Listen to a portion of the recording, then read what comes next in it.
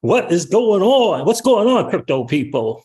Life is freaking good. Listen, ConsenSys, Joseph Lubin, these dudes someone's got to call for an investigation into the madness that is ConsenSys and Joseph Lubin. It's some dirty stuff going on there. Our guy, Stefan Huber, uncovers some stuff I'm going to share with you guys. It's very, very interesting. Hello to the podcasters out there. I appreciate you guys checking into the Crypto Siege on YouTube. Interesting time to be an early adopter in this digital asset space.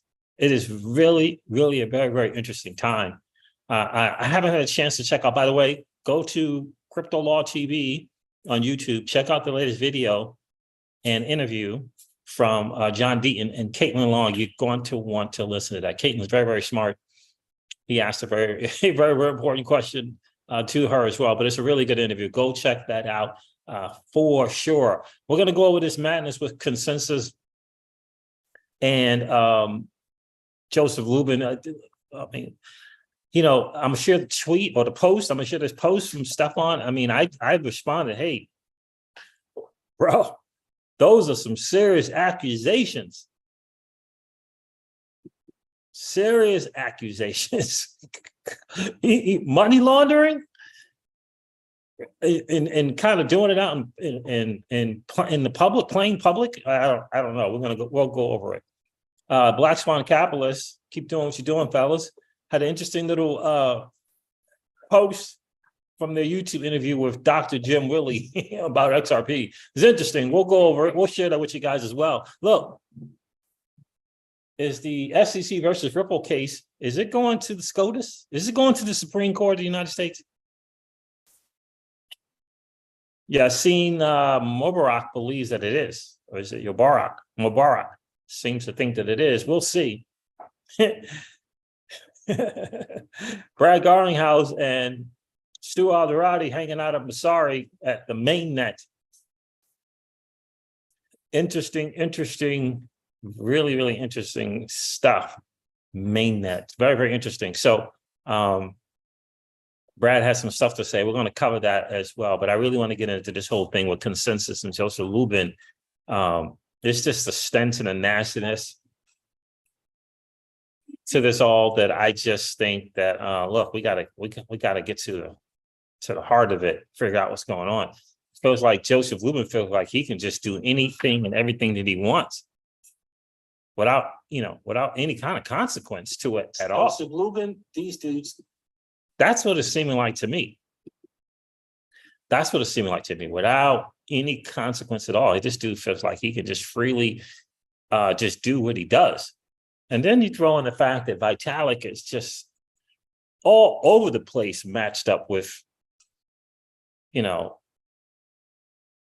enemy, the people who aren't friendly to the United States.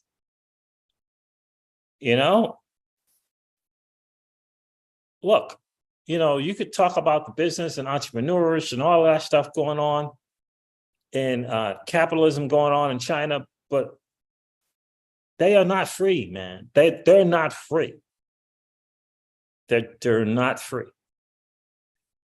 It's not the same kind of capitalism here.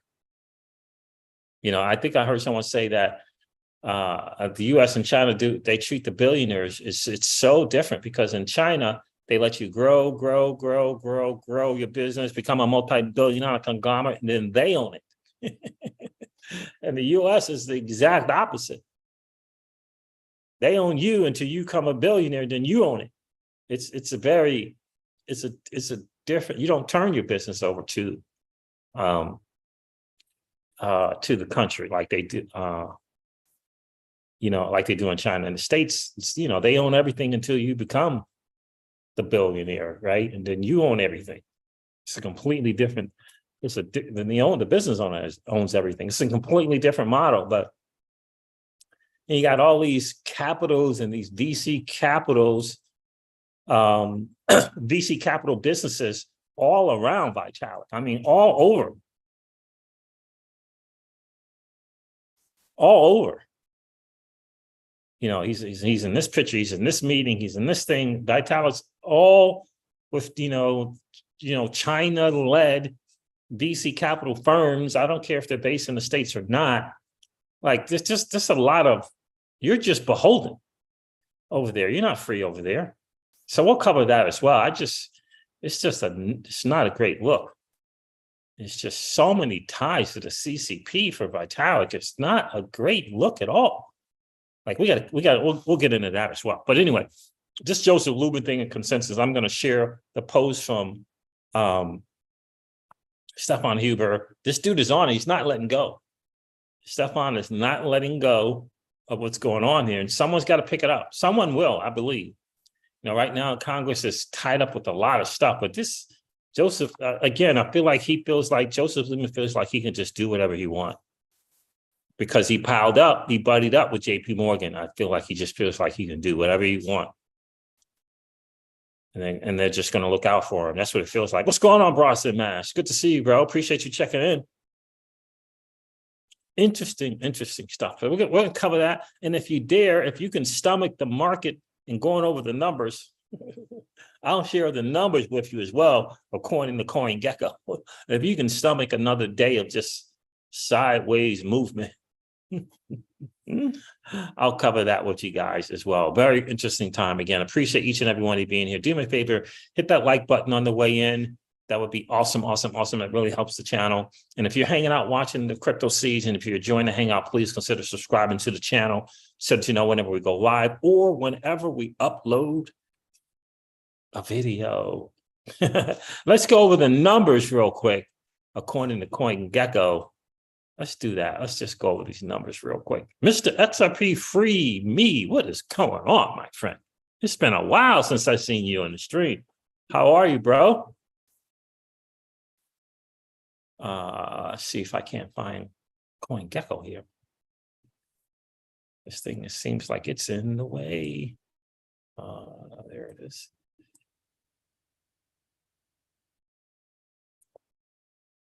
Total cryptocurrency market cap, according to the awesome CoinGecko, is 1.11 trillion. 1.11 trillion. By the way, for all the new people in the back, that is down from over 3 trillion in total market cap. The Bitcoin dominance is at 47.5%. It's creeping up a little teeny bit.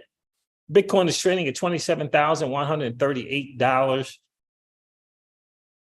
Ethereum is trading at $1,629. It felt like it's been a while since we've seen 27,000, but there it is. And XRP is trading at 52 cents. It's interesting to see some 7-day double-figure greens. But again, if we're down from an all-time high of over 3 trillion, then we're down, right? These numbers are just, it's been this way for what, at least 6 months, if not longer, just sideways movement. And if you take the range from 26,000 to 32,000, it's probably been a year at these numbers, a year at these numbers. Let's go over this post here from Mr. Huber at Leerzeit on X, LEERZEIT. Be sure to give this guy a follow. He's doing some incredible research and a big time value add to the XRP community. This is what he says. He put this post out, how ConsenSys slant Ethereum money laundering works. So he is saying they are in the business of money laundering. ConsenSys funds a project they can control and writes a grant, e.g., for example, for a DAO. The project is established but does not work. Then Lubin and Buterin donate extra money to the DAO to launder the money back to their companies by providing services to their projects or getting them to issue grants to their own projects and front companies.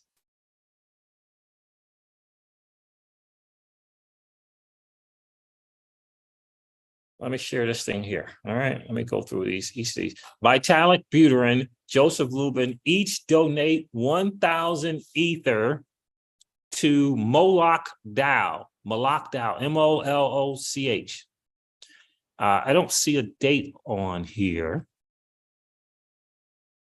Oh, May of 2019. I never heard of this Moloch Dow. Never, ever heard of it. Ethereum founders Joseph Lubin and Vitalik Buterin and their respective organizations, ConsenSys and the Ethereum Foundation, are each donating 1,000 Ether. This is from Cointelegraph in 2019 to the Moloch Decentralized Autonomous Organization, this DAO. This donation brings the organization's total funds up to $1 million. It's 2019. 1,000 ETH.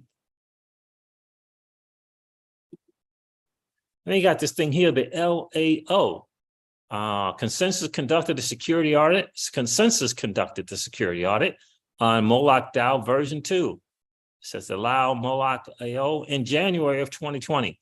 Moloch DAO V2 is similar to Moloch DAO V1 with additional features such as multi-token support and token whitelisting. So he's got this on here, right? And then he has this here. This is a thread. And this is this is Amazari. And it's a screenshot. Amin Soleimani, co-creator of Moloch DAO. And Stefan highlights this.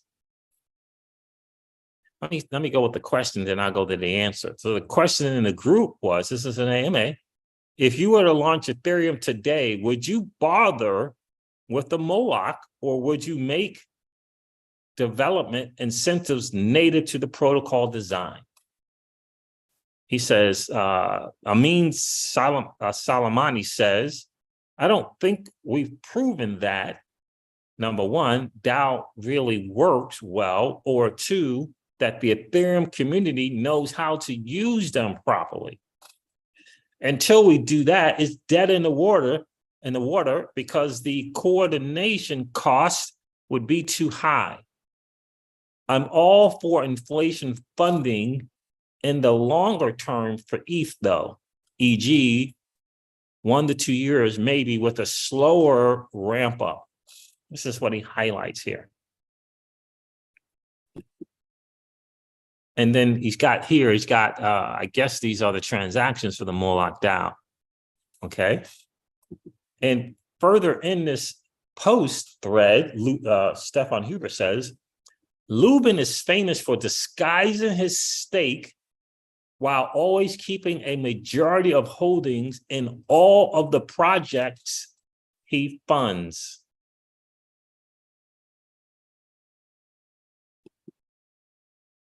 ConsenSys may finally fix its chaotic employee equity situation. This is in July of 2029. I don't think so. Ethereum co-founder Joseph Lubin, head of the Brooklyn-based venture studio ConsenSys, is moving to appease employees who say they're fed up with unfulfilled promises about equity disbursement. This dude's a crook. It's no way to put it. The dude's a crook. Out of 7 current or former ConsenSys employees interviewed by CoinDesk, 4 said they felt misled about the company's employee share options. According to one source with knowledge of the matter, Lubin owns more than half of the equity in ConsenSys proper, in addition to ownership stakes in the firm's incubated startups. So he puts, right, and this is how the money laundering is happening. The promising people spoke equity for spokes that have never launched and don't have the ability to raise capital because of the way the cap table is structured. It says it's not valuable. As CoinDesk previously reported, some incubated projects have struggled to attract investors due to Lubin retaining the majority share in the nascent startups. Out of the 7 current and former ConsenSys employees CoinDesk interviewed for this article, 6 believe the disorganized compensation system is a highly political and leads to unfair distribution. 6 sources said some ConsenSys executives took advantage of this system to siphon compensation from incubated projects without contributing significant value. Just, it's nasty, this dude. And you wonder where he's learning all this stuff from, right? So, the fact that he decided to even hook up with Jamie Dimon just says a lot, in my opinion. So I said, whoa, those are serious accusations, my friend. And Lilo II said, yes, it is. And well documented, I think is what meant to be said there. This is why those of us following this story for years are shocked that people refuse to seriously look at it. Now, Stefan responded as well. Let me find Stefan's thing.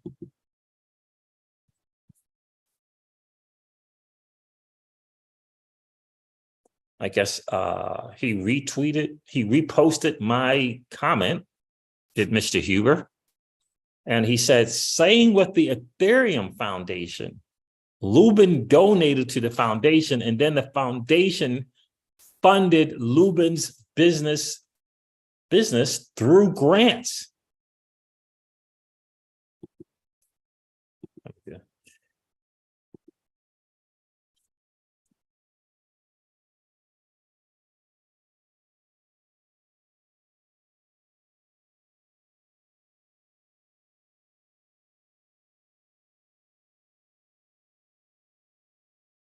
But this, I mean, and feel like this guy, I mean, he does these interviews. Joseph Lubin goes and does these interviews, and he just feels like he's untouchable. That's the kind of, like, the way he is. I don't want to say it's arrogance, but it's whatever it is, false bravado. Like, he comes across like he knows, yeah, what you gonna do about it? I'm doing these things, and what are you gonna do about it? That's what it feels like to me. I mean, this is now. What do you guys think about that? I mean, it's not a great look. And it's like, is everyone distracted with the SEC versus Ripple? And this is why maybe no one's kind of paying attention to this. This is some shady stuff. Except Free Me says, it's hard to get on the lives most days. I hear you, my friend. I appreciate you being here, bro. Hey, Siege, Legendary's in the building. Hey, Siege, did you find a new homestead in that swanky neighborhood? No. Right now, Legendary, I'm being outvoted, baby. Crypto Siege is being outvoted. They want to go to another spot, man. I don't know. Yeah, they want to go to another spot. Oh, they want to go. They don't want to hang out with because it's a major golfing community. They don't want to hang out in the golfing community.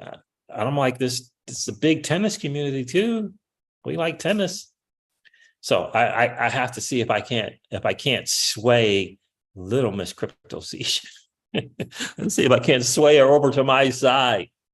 Both of them right now are like, there's too many old people. They're like, this is too many freaking old people, Dad. No. Yeah, I'm like, no, people die off, People die off, Goodness gracious. Anyway, so yeah, I'm being outvoted. A little pricey, but still, everything's seven, multiple sevens over there. Everything. You're not getting anything for under 7 in that spot. But I like it, man. I like it. So anyway, but yeah, this Joseph Lubin, doesn't it feel like it? Does it just feel like he can just do whatever he wants to do? I mean, it's criminal. I mean, money laundering, again, I posted, I said, whoa. Those are some serious accusations. He's putting it in money laundering. The dude is money laundering.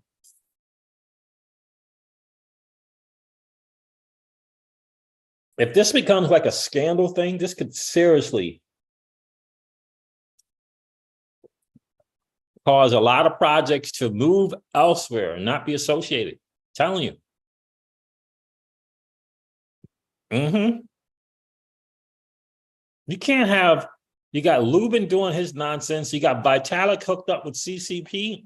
No, that's not a great look. This could be, then you got the whole ETH thing going on too. I used to say it was the SEC gate, but I can't say that anymore because you got the SEC, the Department of Justice, and the FBI in the mix here with the Stephen Nera guy. It's interesting. Look nice. Yeah, that's some nice spreads there for sure, Legendary. It is definitely some very, very nice spread. I haven't seen spreads like that in a while. I think since back to my Hilton Head Island days. I used to hang out down there all the time. But yeah, interesting stuff, man. This Lubin guy just feel like I don't know, he just thinks he's untouchable.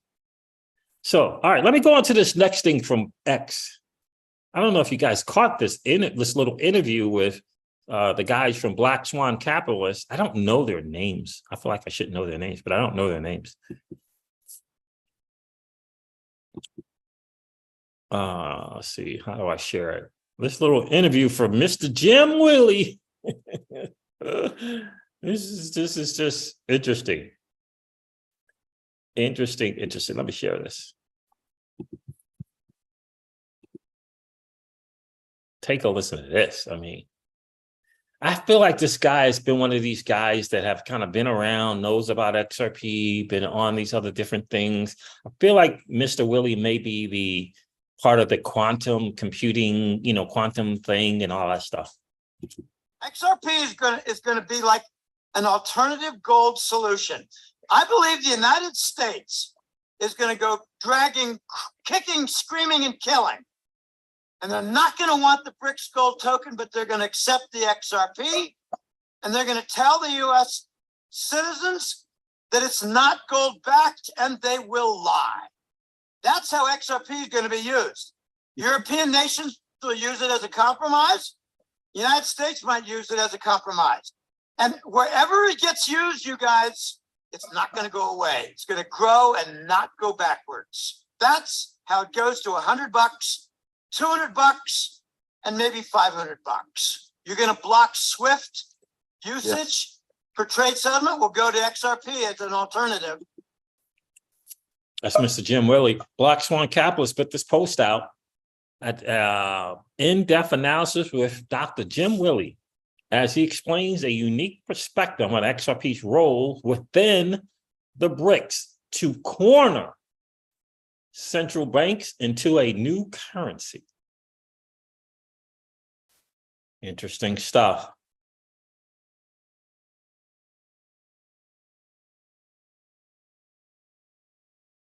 It's interesting stuff there. I don't know if you guys saw that, but I wanted to share that with you. That is interesting, right? Legendary. Oh, yeah, interesting. It's interesting guy, interesting character. But look, the XRP on this path that it's been on is fascinating to me. We got photos, and I think that Brad and Stu are very clever. I think that they always, in the back of their mind, they have the community in the back of their minds. I think those pictures they're not just posting pictures so they can put them on X. They're not just posting pictures so that they can document their journey. Right? Those pictures, Supreme Court and all that's for a reason. I don't know if they're sending a message to us, sending a message to the SEC that they're prepared, but it feels like they're sending a message to us. And perhaps Gary Gensler has conceded that he has nothing to lose by seeing it go to the Supreme Court. Perhaps the people that he's doing the bidding for prefer that. I don't know, but that those pictures, them smiling, I think they're signaling something at the least, and at the least, the minimum is that they're prepared to go the distance. They're prepared to go to the Supreme Court if they have to. They're absolutely 100% prepared to do that without reservation or hesitation. Let me share with you these photos.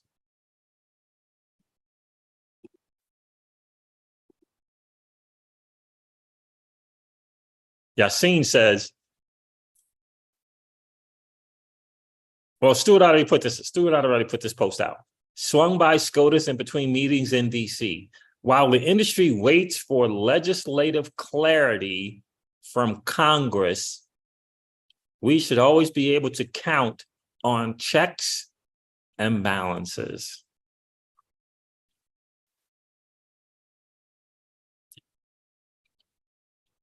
Yassine said, this is not a settle.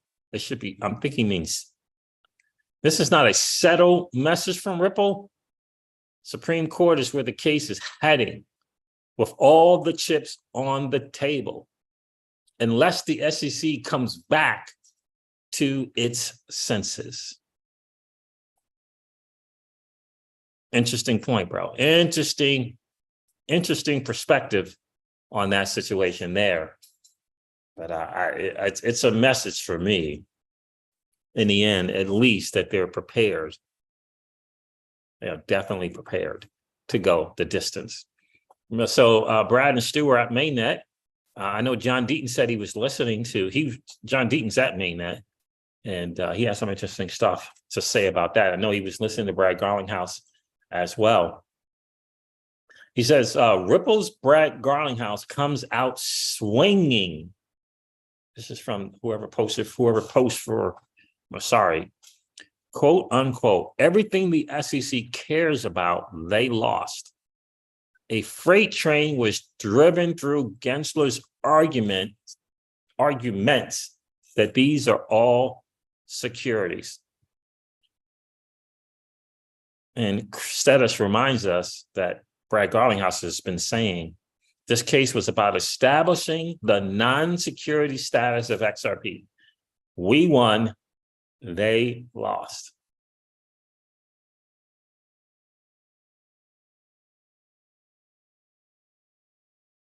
Grad Crypto, I like this.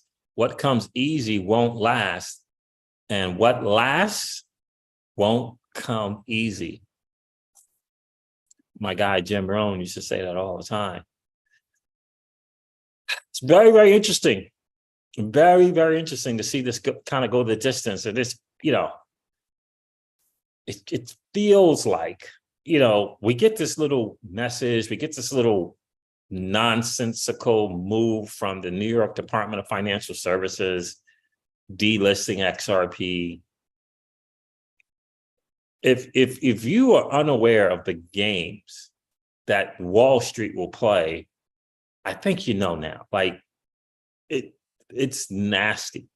And if they don't want a thing to happen, they'll like Tim Draper says, they will lock arms and do their best to not make it happen. This is a New York State regulator. There is no way in God's green earth that they are not, if you will, bought and paid for. Like, no way that they're not. It's New York. It's Wall Street. It's no way that they're not. And in my opinion, that delisting of XRP was just a little punitive little thing to do.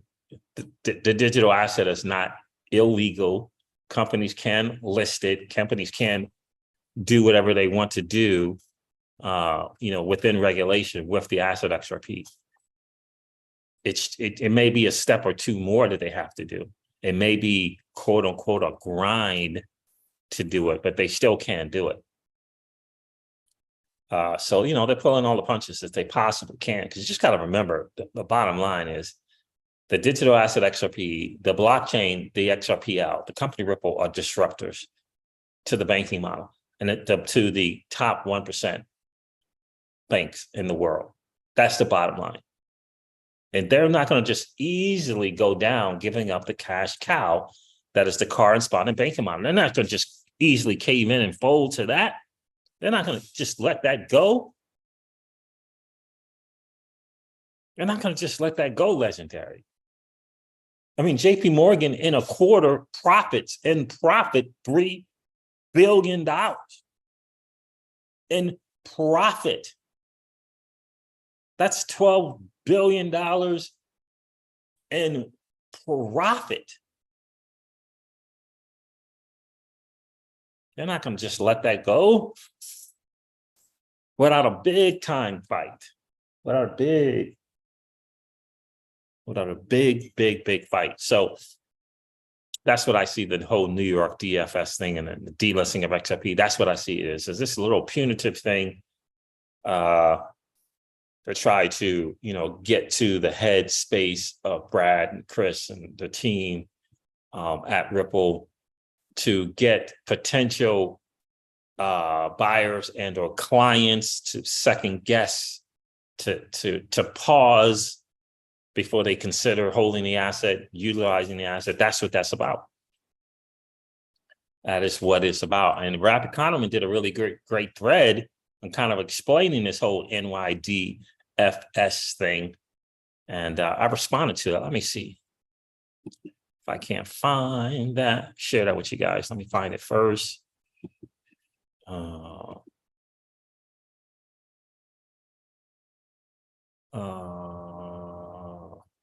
What do I want here? What am I at? Right here.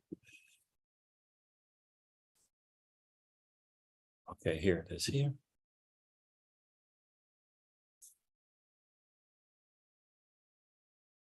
All right, let me share.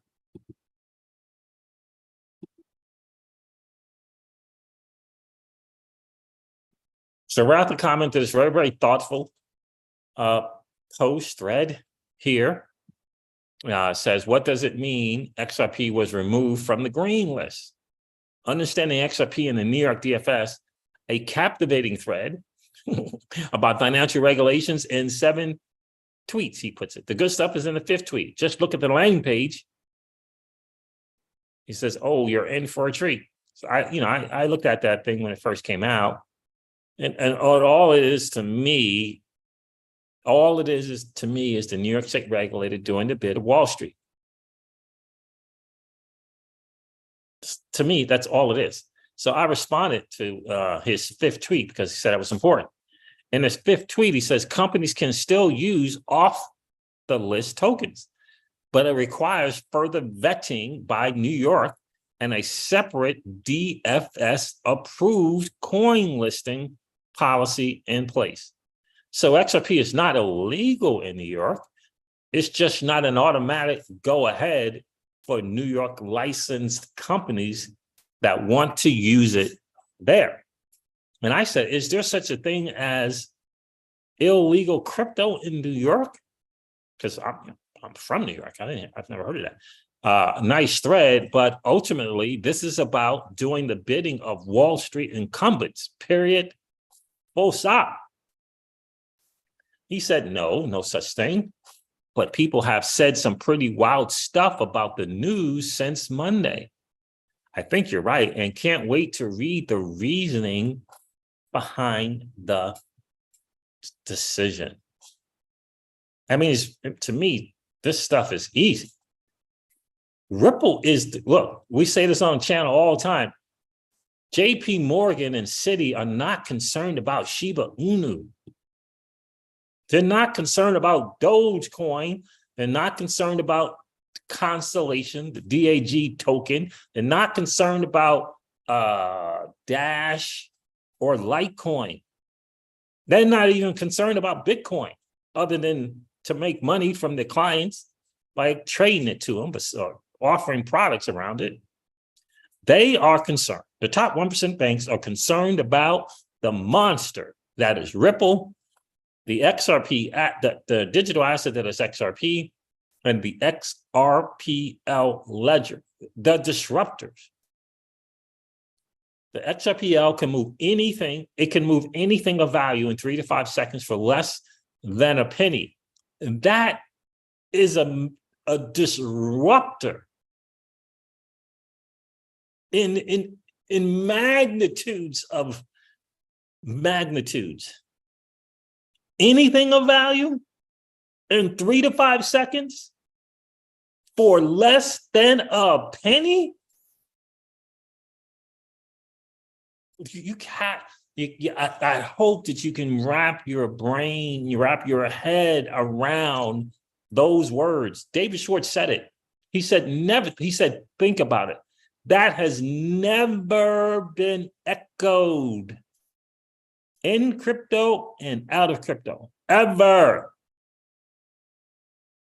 And I always say in the channel all the time,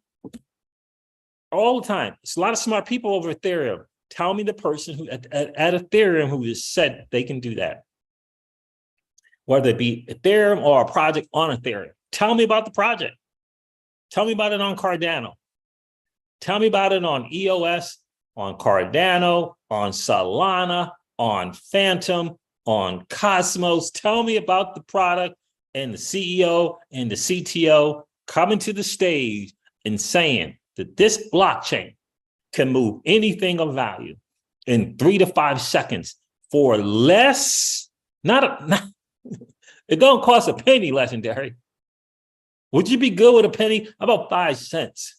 Would you be good with 5 cents? No. We can do better than that. For less than a penny. Visa can't say that. MasterCard can't, American Express can't say it. There ain't no ACH in the world ever can say such a thing. Tell me, where does it exist? It doesn't exist, fam. It does not exist.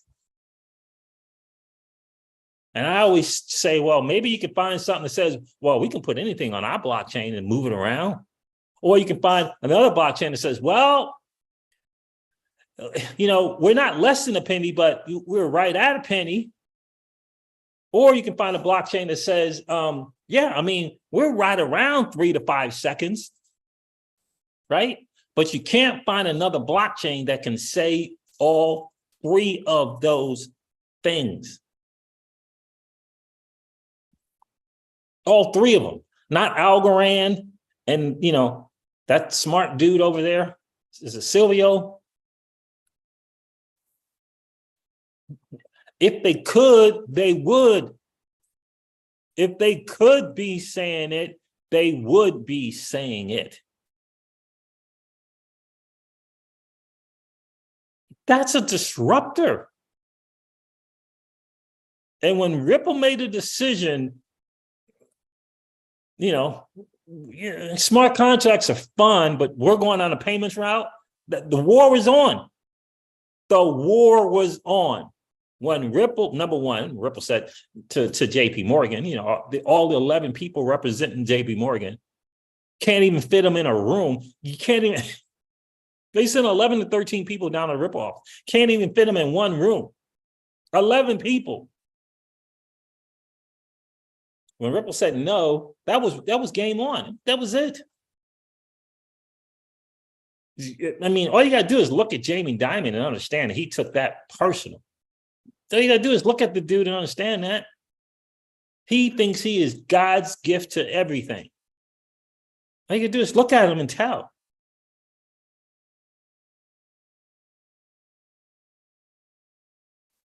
There's so many stories going around about that dude. And the behind, you know, the stab in the back, the dirty, not great. Not great at all. A dude who says, hey, he goes to his analysts, predictive analysts or whatever, and say, give me the numbers on when we do this thing that we know we shouldn't be doing, give me the numbers and how much it's going to cost us, and give me the numbers and how much we're going to profit, and then get back to me. Then he gets the numbers and he says, cool, let's go do this thing that we know we shouldn't be doing in the silver market. Like, the dude don't care. He don't care. It's a business model over there. You don't think that he was personally insulted when the little startup, little Brad Garlinghouse said, and Chris Larson was like, we're good, bro. You don't think he was offended? You don't think he took that personally? Please, come on. Don't be naive, my friends.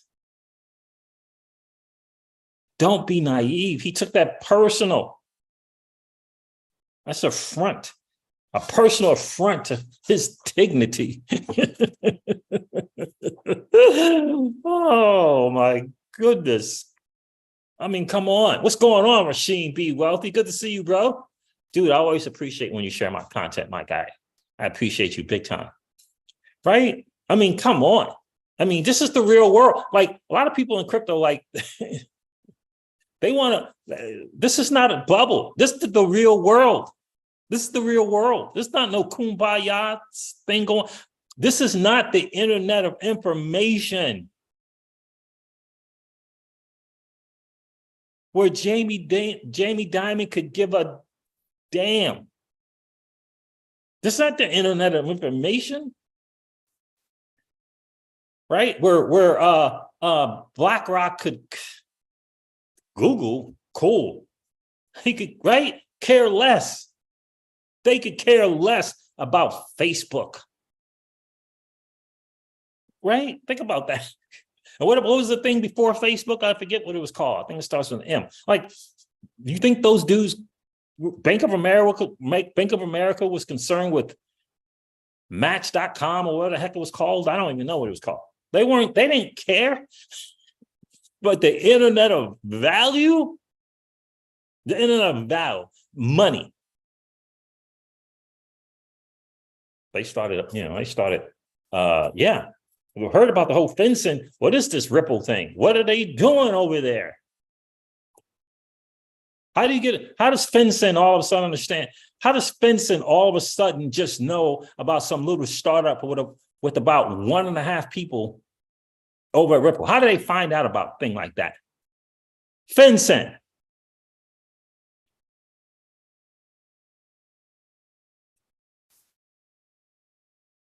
Think about that. There was like 2.5 people over at Ripple when FinCEN came knocking. It's bigger than that.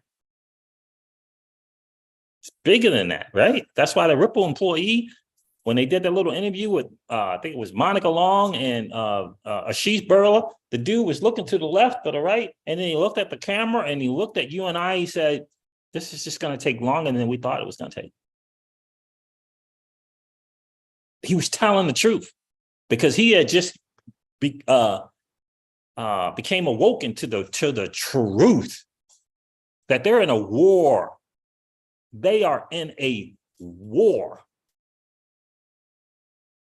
These incumbents ain't gonna just go down swinging or without swinging. No, just zero shot of that. $3 billion. Wouldn't you fight? Wouldn't you fight for your $3 billion of profit a quarter? You got you and your family all accustomed to living large. Wouldn't you? You got shareholders that you're beholden to.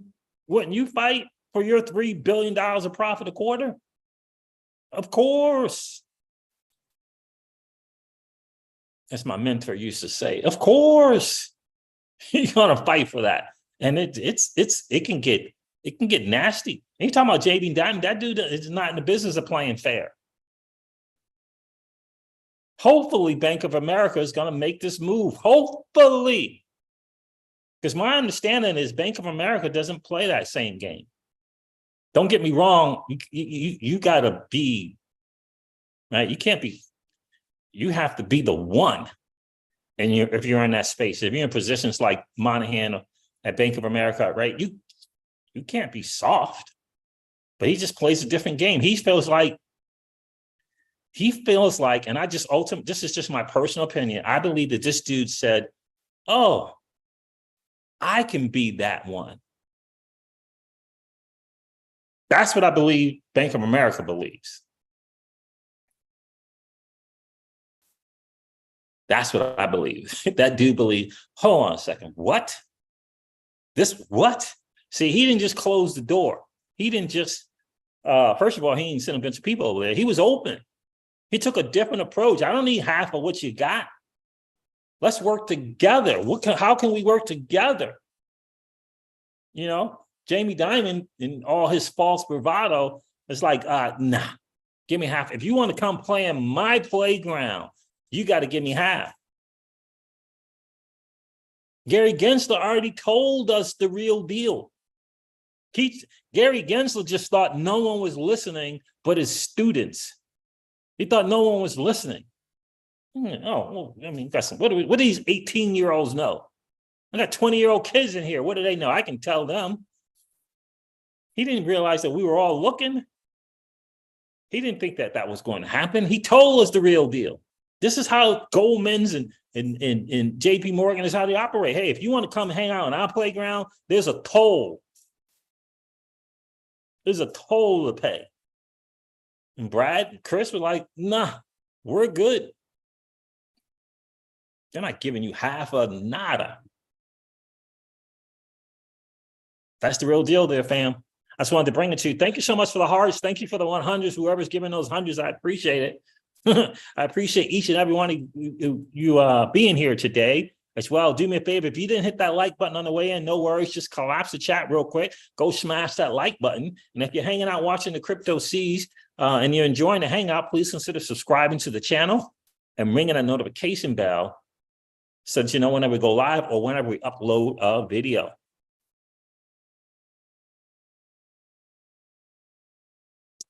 Rashim says, Siege, I was wondering, did Ripple build all those elite global friendships like the IMF and Madame Lagarde, Bank of England, etc., knowing that their tech would cause a ruckus in their own backyard, i.e. JP Morgan? And my answer to that is 1,000%. 1,000%. Because when they said no to Jamie Dimon and JP Morgan, they knew that the war was on. They absolutely knew the war was on.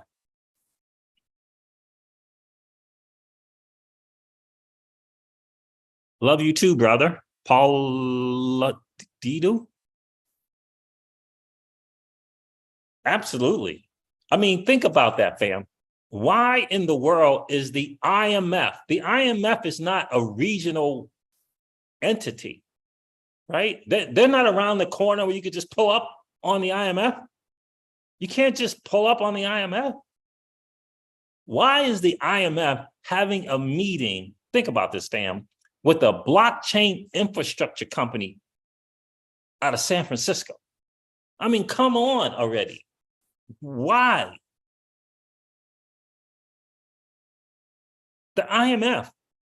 Why in the heck at a meeting, a private meeting with central bankers, a handful of central bankers, 20, 30 central bankers? Why in this meeting is Brad Garlinghouse with the beard and the mustache? He's the only one in there that's not clean shaven. Why is he sitting at the table, at the front of the table, addressing part one of four people addressing all these central bankers? How is that possible?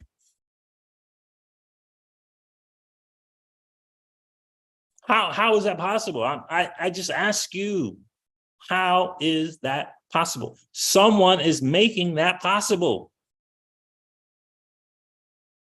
How many of you guys remember the YouTuber? I haven't heard from him in a bit. The digital nomad investor. How many of you guys remember D&I? Alex Jeter's in the building. What's going on, bro? How many of you guys remember the digital nomad investor? Guys, he got a little intelligence kind of background. He said that that event was about walking Brad Garlinghouse and Ripple in, walking them into that little closed group. It was like walking them in, like giving them the blessing.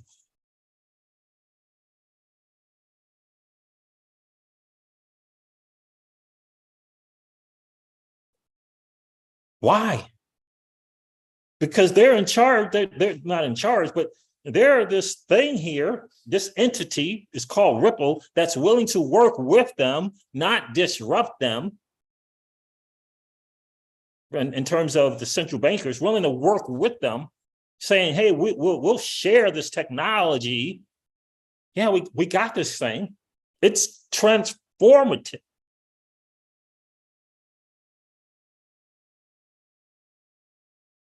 Like, what was that meeting about? You got to think to yourself. Why was Brett Garlinghouse sitting? The dude is sitting at the head of the table. Madame Lagarde at that time was the head of the IMF. She was in the audience. In the audience? The head of the IMF, and she was in the audience.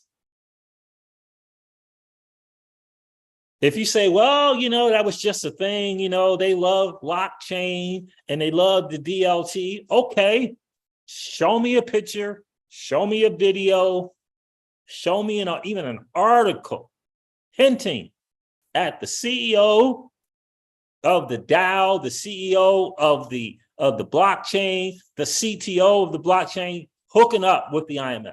Show it to me.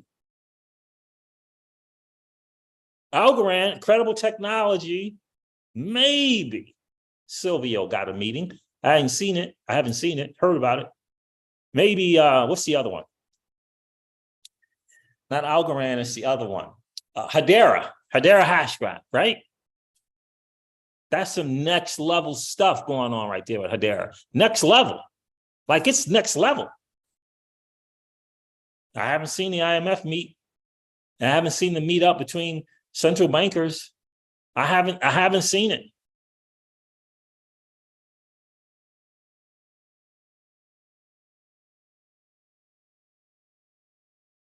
Haven't seen it.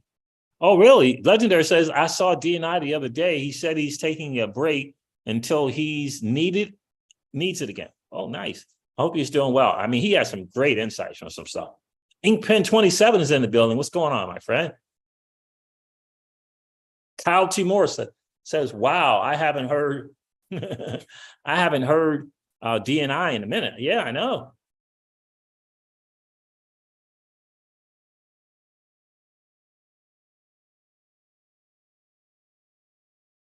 Edward Benson, didn't who go to Antarctica? Ripple owns some, they acquired a company that's out of Iceland or something like that.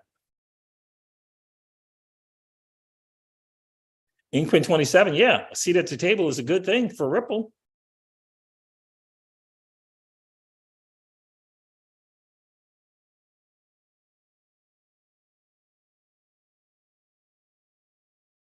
So I'm gonna end it with that. I mean, I just think that we can't forget those meetings. I'll never forget that, the IMF, and I think they met with them 2 times. I'll never forget that, and I'll never forget that meeting where Brad was at the front of the table with the central bankers. I'll never forget that. I've never seen it anywhere else. Is there any chance that Charles Hoskinson would not have that all over posts, all over X, all over Twitter, all over, if he had that meet? If he had that meeting, wouldn't he be sharing it? Wouldn't that full of himself Joseph Lubin, if he had that meeting, wouldn't he have shared it? What about Vitaly Buterin? Wouldn't they have shared it? Where is it? I haven't seen it. Haven't seen it. All right, guys, look, I'm going to end on that. Know what it is that you hold, fam. Know what it is that you hold. If you didn't hit that like button on the way in, do me a favor, hit one on the way out. Know what it is that you hold. Don't just be hoped up. You got to know what it is that you hold. I encourage you to go check out MickeyBFresh.com. Go check that dude out. He's got fabulous information there. You want to level up your IQ about what it is that you hold? You want to learn more about the XRPL? You want to learn more about XRP? You want to learn more about Ripple? You want to learn more about the products building on the XRPL? Go check out the site, MickeyBFresh.com. It's great stuff over there. All right, guys, listen, this wraps up the live stream for today. It's been a really, really cool hang. I appreciate you guys hitting that like button for sure. I'm going to end this live stream like I do all of my live streams and remind you guys of this, that old money doesn't want you to win. But that's okay, though, because you and I, we're already winning. I'll talk to you soon, guys. See ya. Bye.